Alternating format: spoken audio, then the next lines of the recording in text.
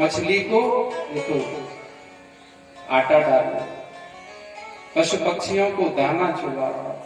आप देखिए बड़े बड़े शहरों में जाकर के लोग निकलते हैं, चींटियों को वो लोग आटा डालते हैं, मछलियों को वो तो अपने लोग ऐसे हैं कि बस अपन खाए पी के जी करे, ना चींटियों से मतलब, ना मछलियों से मतलब, ना पशु पक्षियों से मतलब, ना गाय भैंस से मतलब, ना दान पुण्य से मतलब। जितना हो अपने लिए करो, जितना हो एक कमरे बन जाएगा, एक बढ़ जाए 4 के 5 हो जाए। कहने का अर्थ है कि इसका जो समझता है कि मनुष्य के यह देह मिला है तो कुछ मुक्ति का उपाय कर लिया जाए। भाई ये इसलिए नहीं कह रहे कि कोई यहाँ आके हमें देने से आप स्वर्ग जाओगे, हमें देने से नहीं जाओगे। किसी भूखे को अन्न, प्यासे को जल, किसी जरूरतमंद को धन, उसको वस्त्र, उसको देने के लिए शास्त्र में वर्णन है।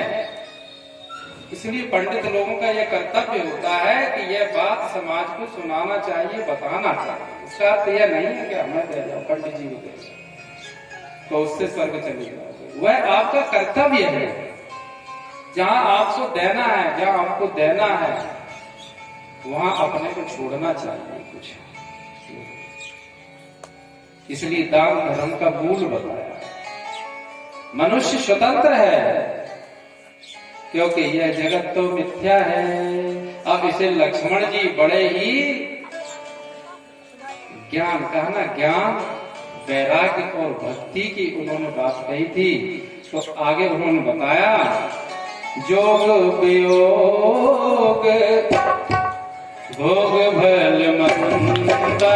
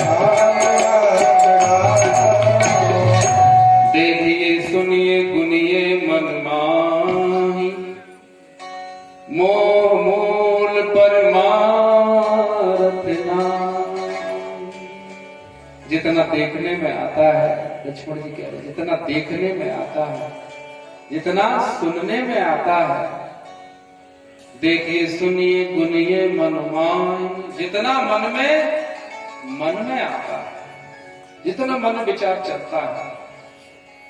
मोह मूल, इसका मूल क्या है, इसकी जड़ क्या है? अज्ञान। अज्ञान परमार्थ ना, वास्तव में ये नहीं है। जितना देखने में आता है ये है नहीं।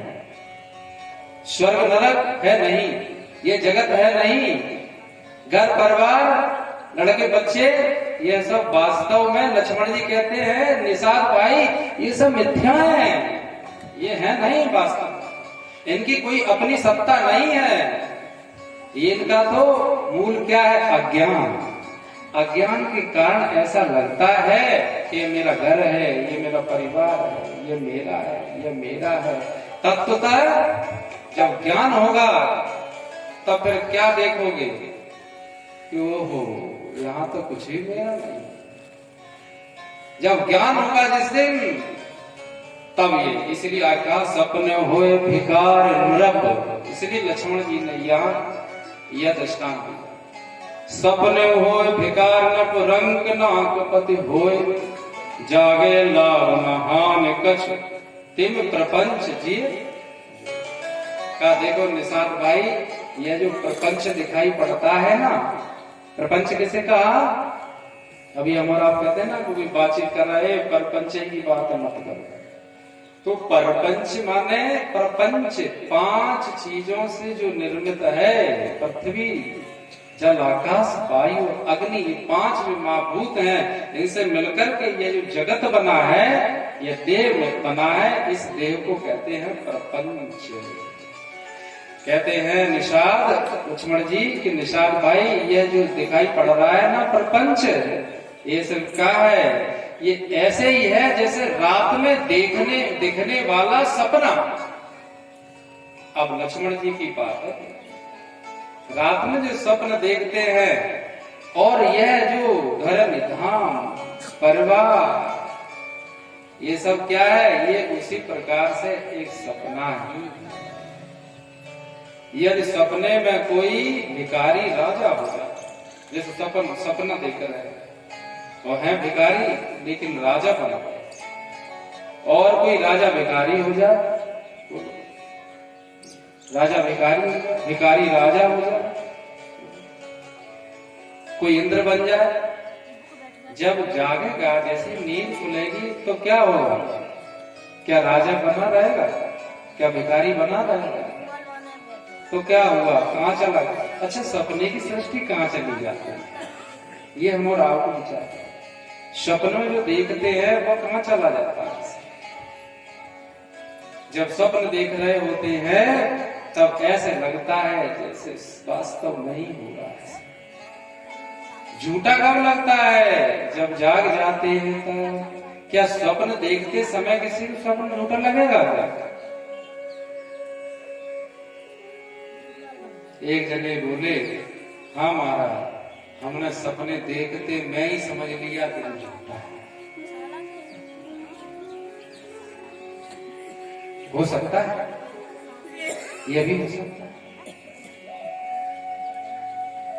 रिंकू भाई हो सकता है।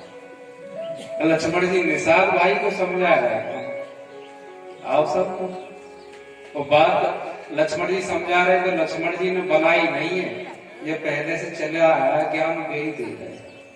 तो हमने भी कोई नया नहीं बनाया, हम भी वही दे रहे। राम जी ने दिया, उनने भी नहीं बनाया, वो अनादि से है, वो ज्ञान अनादि है, किसी ने बीच में से नहीं बना दिया। तो सपन देख रहे हो और देखते में ही झूठा लगे, ऐसा हमने कहा हो तो सकता है, लेकिन वह भी तो झूठा ही है। सपने में आपने जान लिया कि अरे ये तो झूठ देख रहे हैं, तो बहुत झूठा ही है। जब जागोगे तब यही तो जानोगे कि हाय, हमने बताओ सपने में ही सपने झूठे जाना। सपना पूरा सपना ही तो झूठा होता है। बोलो, अब ऐसा थोड़ा ही कि सपने में आपको घाव हो गया, डॉक्टर साहब आए तो उन्होंने कहा घाव तो झूठा था, डॉक्टर साहब सही थे। तो डॉक्टर सही, जब घाव झूठा था तो डॉक्टर झूठे थे, उसमें सब झूठे ही झूठ था। जब जागेंगे तब पता लगेगा। हाँ देखो जी, बेटा समझ गया, हंसी आई हो रही। जब सपने, जब जागेंगे तब क्या निकलेगा? हाय कहाँ गया, तो कहाँ गया सब? नदी देखी बड़ी भारी, समुद्र देखा सपने में, जब जागेंगे तो थोड़ा अपना ये जो सॉल है भीगी मिलेगी। समुद्र में कहते तो लहर आती समुद्र की, तो गीली हो गई सॉल, तो जागे तो फिर सुखाना पड़ेगा सॉल। तो आप कहोगे गीली ही नहीं हुई, क्या समुद्र ही नहीं था। तो ऐसा लग रहा था उस समय कि हाँ जी सही है। तो लक्ष्मण जी कहते हैं देखो, यह सब जितना भी प्रपंच है, हे भाई, इस प्रपंच को भी सपने की नहीं जानो।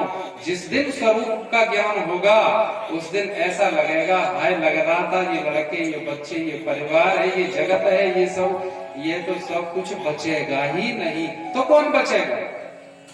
क्या दिखना बंद हो जाएगा?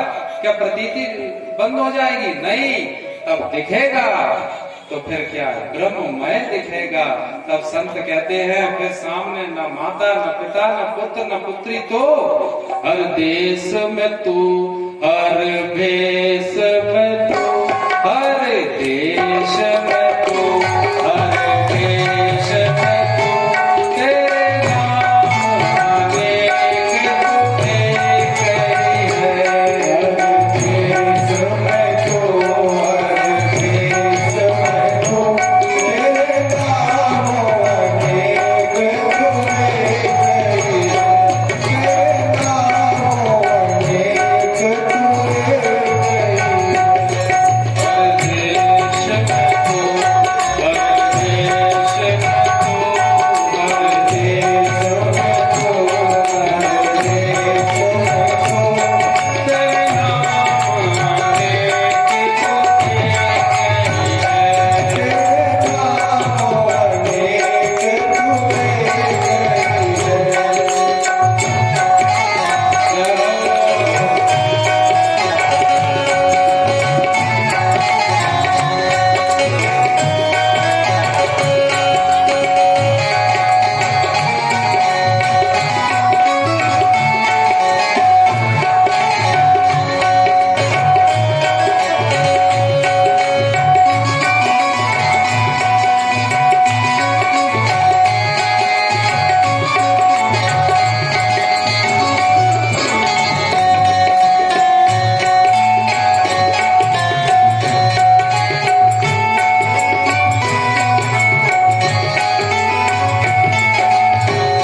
और कहा,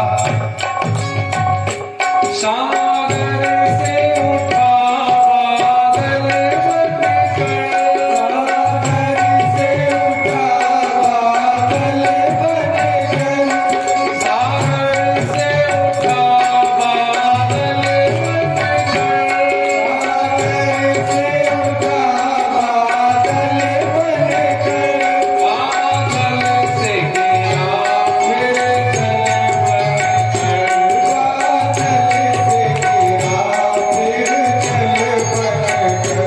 तेरे नैन बनी नदिया गहरी, तेरे नैन बनी नदिया गहरी,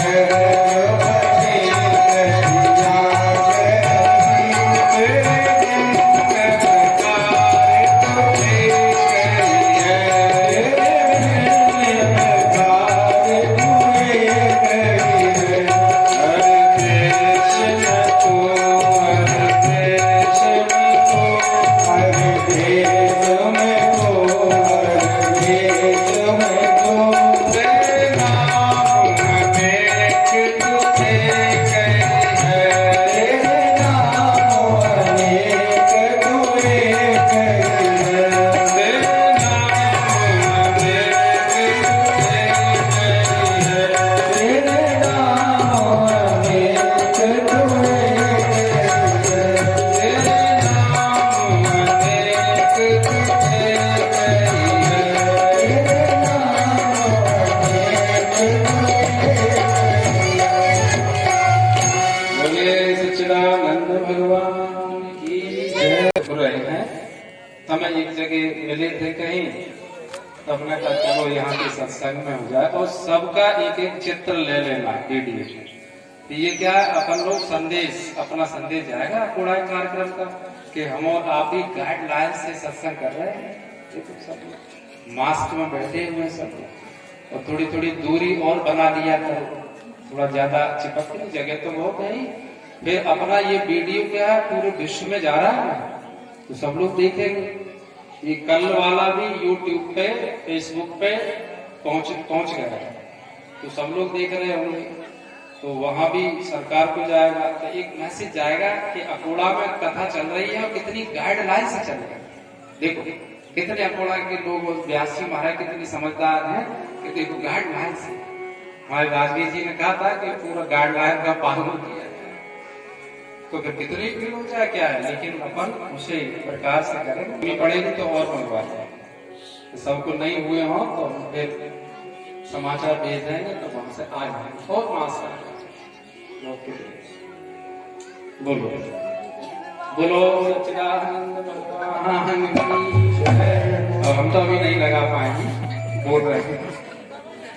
जैसे गद्दी से उतरे तब लगा के उतरे तब खींच दी। बोलो इस प्रकार कहा कि जागने पर जैसे ये जगत झूठ हो जाता है। अस विचार नहीं कीजिए रोशो, काऊ बाद न देव दोषो। किसी को दोष नहीं देना चाहिए, क्योंकि अपने ही कर्म का परिणाम हमें स्वयं मिलता है। बड़ी अच्छी अब चौपाई एक वेदांत की यहाँ लक्ष्मण जी ने कही। मोह निशा सब सोवन हारा, मोह निशा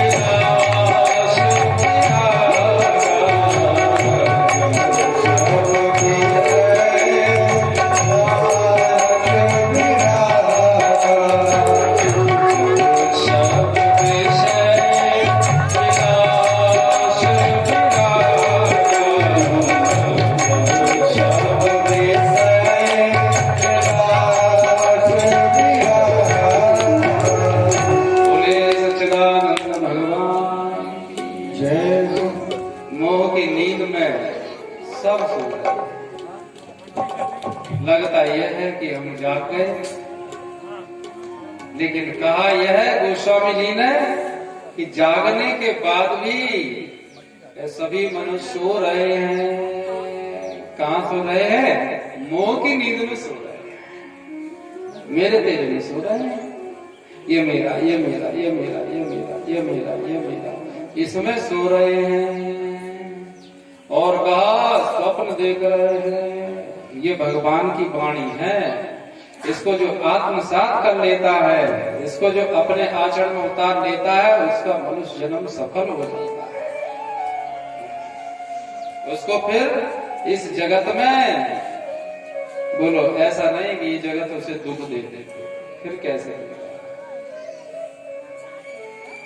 कब? जब मोह की नींद से वो जाग जाए। और कहा अनेक प्रकार के स्वप्न देखता है कि अब मैं ऐसा करूं, ऐसा करूं, मुझे ऐसा करना, मुझे अब ऐसा करना, मुझे ऐसा करना। लेकिन विचार यह करना है कि इसका परिणाम क्या है। ये रामचरितमानस हमें भव सागर से पार ले जाना चाहते हैं। इसलिए कहा कि इस जगत रूपी रात्रि में कौन जागता है? यह जग जामिन जागे जोगी, परमार्थी प्रपंच योगी। जिसका प्रपंच से संबंध छूट गया, इस देह से जिनका संबंध जो माना था कि ये मैं हूं, ये मैं हूं, इससे मोह हट गया है जिसका, बस उसे ही जागा हुआ कहा जाता है, उसे ही योगी कहा जाता है। योगी कौन है? योगी की परिभाषा क्या दी रामचरितमानस में कि योगी वह है जो परमारति प्रपंच वियोग, जिसका इस प्रपंच से वियोग हुआ है, जो देह को अब देह के संबंध को वह समझ चुका है कि मेरा देह के साथ कोई संबंध कभी ना हुआ था, ना आज है, ना कभी हो सकता है। इस देह के साथ कैसे संबंध होगा भाई? इस देह के साथ तो संबंध नहीं हो सकता। देह अलग बात है, आप अलग बात है। देह यदि प्रतिक्षण ही तो देह छूट रहा है, क्या प्रतिक्षण मृत्यु नहीं हो रही? यदि मृत्यु नहीं हो, यदि मरे नहीं, तो आगे बढ़े कैसे देह? जैसे नदी का पानी बहता रहता है, बहता रहता है, आप ओक लगा के वहां पी लोगे, फिर दोबारा से जो अंजलि भरोगे तो वह पानी तो बह गया, अब दूसरा वाला आ गया। इसीलिए नदी का पानी कभी अशुद्ध नहीं होता। ताल का पानी नहीं पी सकते हो, क्योंकि एक जगह भरा बह नहीं रहा है, इसलिए उसमें अशुद्धता है। जो एक जगह ठहरा है उसमें अशुद्धता होती है, इसलिए विचरंती, जो विचरता है वही संत होता है। यदि कहीं एक जगह लग के रह रहा है, भले ही वह उसका आश्रम ही क्यों ना हो, भले ही मंदिर क्यों ना हो, यदि कोई अपनी एक जगह टिका है तो निश्चित बात है कि उसे वैराग्य नहीं हो सकता। अशुद्धता आ जाए, आसक्ति हो जाए, वही आसक्ति हो जाए। तो जो विचरता है आज यहाँ का, इसीलिए नारद जी के विषय में ये बखान आता है, नारद जी कभी ठहरते नहीं है एक जगह, चलते रहते चलते। नदी का पानी चलता रहता है, नदी का पानी बहता रहता है। ऐसे ही संसरति इति संसारः, ये संसार प्रतिक्षण चलता रहता है, बहता रहता है, ये ठहरता नहीं है। जो आज है, इस क्षण है, वह नहीं रहेगा, निकल जाएगा, नई सृष्टि होगी। यदि ये देह मरता नहीं तो ये देह फिर दूसरा कैसे होगा? नहीं तो ये क्या यही देह था पहले? तो पहले वाला देह कहां गया? मर गया। अब कोई कहे ऐसे मत कहो, तुम तो जिंदा, तो हम तो जिंदा ही रहेंगे, हम तो ये भी देह चला जाएगा तब भी रहेंगे। लेकिन क्या यह देह है? जो पैंट सूट पहनता था वही देह है? नहीं। क्या वही बुद्धि है? नहीं है। वह बुद्धि नहीं है। बुद्धि बदलती है, मन बदलता है, चित्त बदलता है, देह बदलता है। इस जगत में जो कुछ है ये पूरा जगत ही बदलता है। यदि कुछ बदलता नहीं है तो एक भगवान ही ऐसा है जो